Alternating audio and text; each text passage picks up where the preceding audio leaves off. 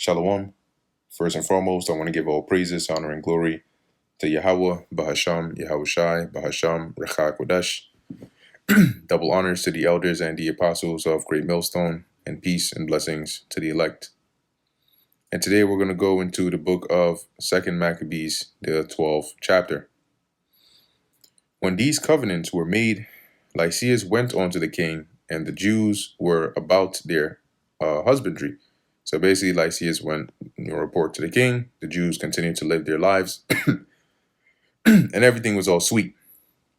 But of the governors of several places, Timotheus and Apollonius, the son of Genius, also Hieronymus and Demophon, and beside them Nicanor, the governor of Cyprus, would not suffer them to be quiet and live in peace. Yet they still wanted trouble with us. The men of Joppa also did such an ungodly deed. They prayed the Jews that dwelt among them to go with their wives and children into the boats which they had prepared. So basically, like to go on like a small voyage with them, as though they had meant them no hurt. Right? It's like a community thing. Let's all do it. Who accepted of it according to the common decree of the city, because everybody was on board with it. So they managed to convince the Israelites that are among them, to go with them in this, on to sea, as being desirous to live in peace and suspecting nothing. But when they were gone forth into the deep, they drowned no less than 200 of them.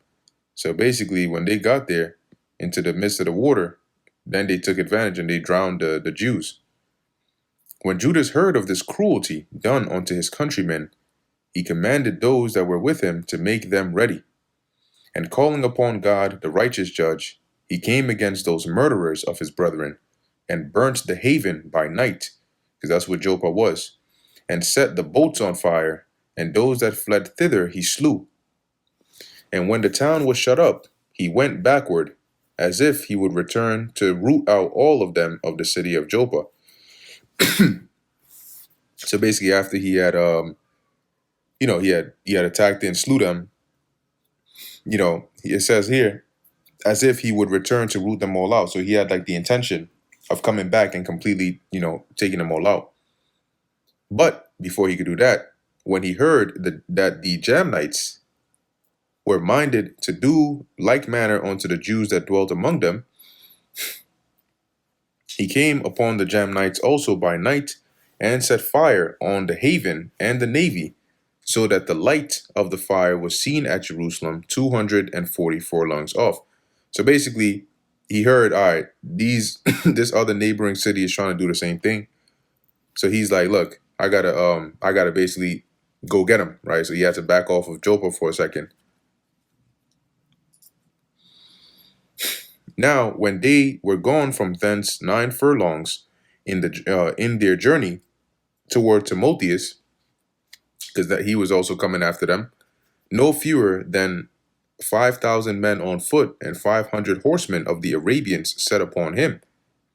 Whereupon there was a very sore battle. So on their way, you have the Arabians that basically intercept them to come and attack them. But Judas's side, by the help of God, got the victory, so that the nomads of Arabia, being overcome, besought Judas for peace, promising both to give him cattle and to pleasure him otherwise, i.e., to give him, other things of other forms of riches, right? So basically, they came and attacked us. We beat their ass, and they decided to yield and to give us spoils. Then Judas, thinking indeed that they would be profitable in many things, granted them peace. Right? So he thought about it. He said, you know what? These guys are very resourceful. All right. Whereupon they shook hands, and so they departed to their tents. He went also about to make a bridge to a certain strong city, which was fenced about with walls and inhabited by people of diverse countries. And the name of it was Caspis. So it was like a low-key melting pot where you had different nations up in there. But they that were within it put such trust in the strength of the walls and provision of victuals. So they're thinking, look, these walls are impenetrable. Plus, we got food for decades.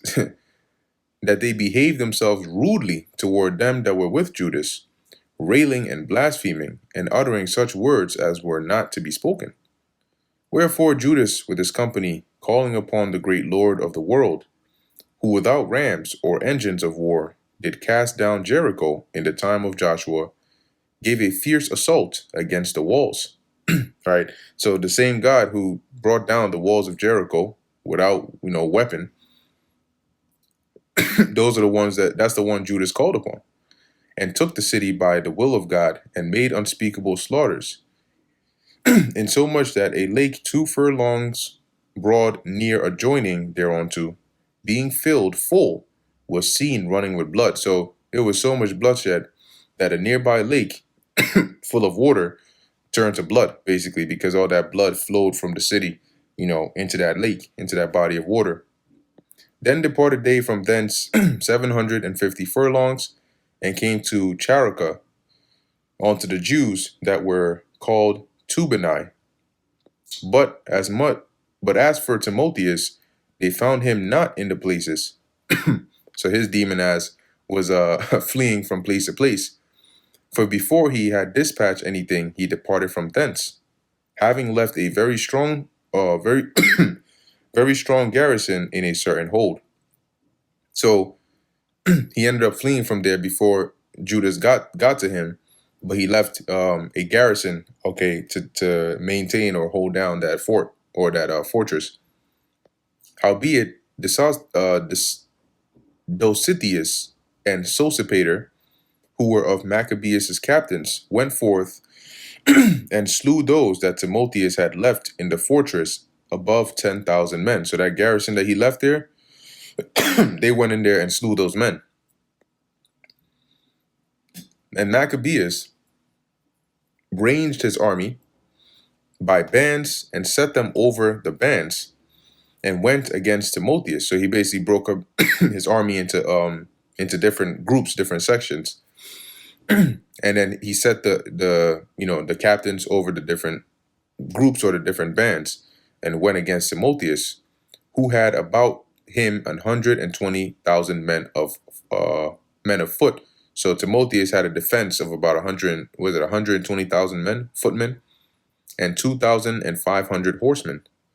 Now when Timotheus had knowledge of Judas's coming, he sent the women and children and the other baggage onto a fortress called Carnion.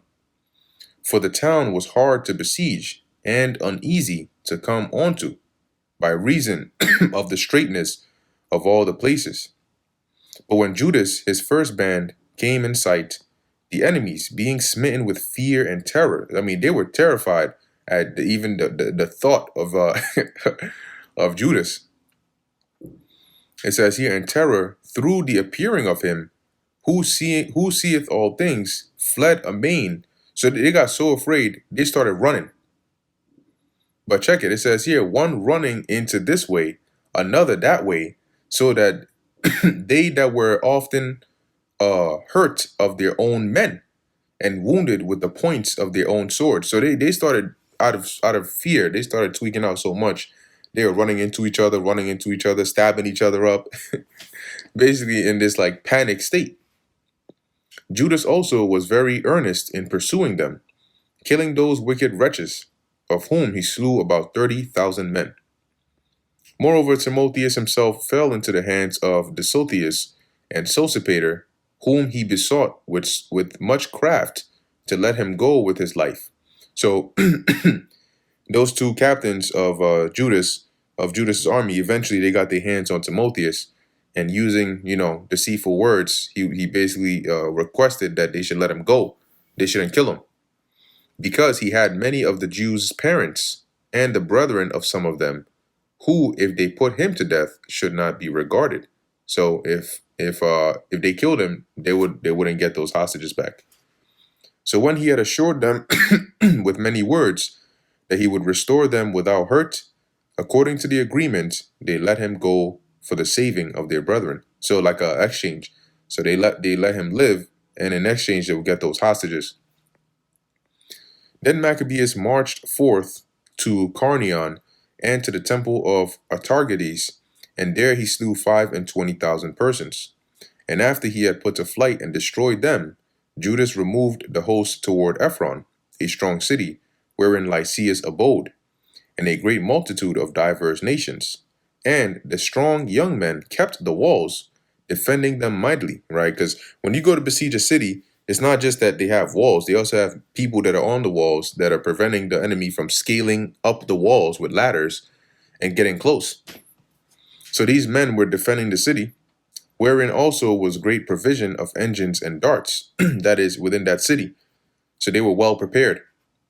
But when Judas and his company had called upon Almighty God, who with his power breaketh the strength of his enemies, they won the city, and slew 25,000 of them that were within. From thence they departed to Scythopolis, which lieth 600 furlongs from Jerusalem. But when the Jews that dwelt there had testified that the Scythopolitans dealt lovingly with them, so they didn't, cause any trouble for them. They were all good, and entreated them kindly in the time of their adversity. They gave them thanks, desiring them to be friendly still unto them. And so they came to Jerusalem, the Feast of Weeks approaching. So when Judas and his men got there, they heard a good report of the people there from their brethren, the Jews. So they say, you know what? All right, hey, thank you. You keep on, being on good terms with them, and we ain't got no problems. So they came back to Jerusalem.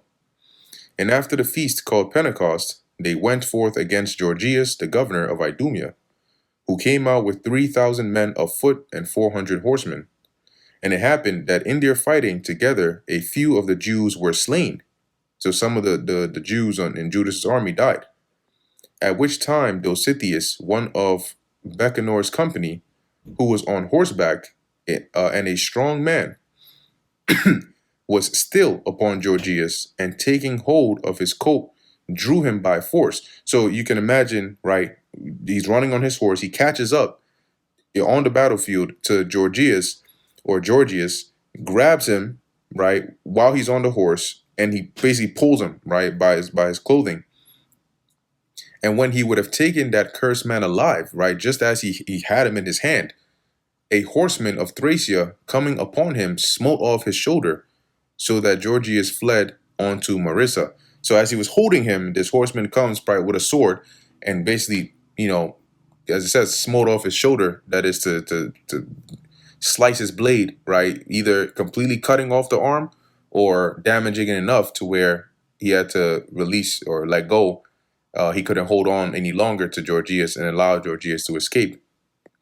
Now when they that were with Gorgias had fought long and were weary, Judas called upon the Lord that he would shew himself to be their helper and leader of the battle. And with that he began in his own language and sung psalms with a loud voice, and rushing unawares upon Gorgias' men, he put them to flight. So Judas gathered his host and came into the city of Odalam, and when the 7th day came, they purified themselves as the custom was, and kept the Sabbath in the same place. And upon the day following, as the use had been, Judas and his company came to take up the bodies of them that were slain, and to bury them with their kinsmen in their fathers' graves. Now under the coats of every one that was slain, they found things consecrated to the idols of the Jamnites, which is forbidden the Jews by the law, because those would be an accursed thing. So these men that were slain had taken of those accursed things, which they weren't supposed to. Then every man saw that this was the cause whereof they were slain. They're like, this is why they ended up dying during the battle. It was judgment from the Lord. All men therefore praising the Lord, the righteous judge, who had opened the things that were hid, meaning he made known the secret thing, right? He made known why it is this happened to them, because they didn't know that these men had taken of those accursed things. It says here, betook themselves unto prayer, and besought him that the sin committed might wholly be put out of remembrance, that the Lord might just, they're dead. May he pardon this and not make this an occasion to bring judgment upon the nation. Besides that noble Judas exhorted the people to keep themselves from sin. Remember, he was a Levite. For so much as they saw before their eyes the things that came to pass for the sins of those that were slain. So he exhorted them, this is why you stay away from sin, as you've seen an example here as to what happened to these people who got greedy. And when they had made a gathering throughout the company to the sum of 2,000 drachms of silver, they sent it to Jerusalem to offer a sin offering, doing therein very well and honestly, in that he was mindful of the resurrection. So Judas, being mindful that these men, as is going to go into, that died, would have to come back again on the earth. He knew that. For if he had not hoped that they that were slain should have risen again, it had been superfluous and vain to pray for the dead. Because if once they died, that was it, there would be no point in praying for them. But he knew that they would have to come back again, and they would have to serve judgment for the things they did in a previous life.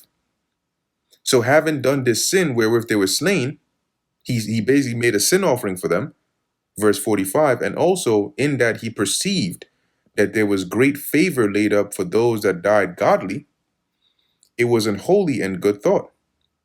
Whereupon he made a reconciliation for the dead, that they might be delivered from sin, so that peradventure mercy can be given them when they come back again on the earth.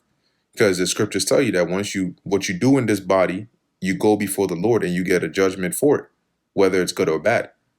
So being that they sinned, he basically made a sin offering for them, that the Lord may forgive them for that, so that they don't have to suffer, some crazy judgment in the next life. And that brings us to the end of the book of 2 Maccabees, the 12th chapter. Lord willing, that was edifying to the elect. In closing, I want to give all praises, honor, and glory to Yahweh, Bahasham, Yahushai, Bahasham, Recha Kodash. Until next time, Shalom.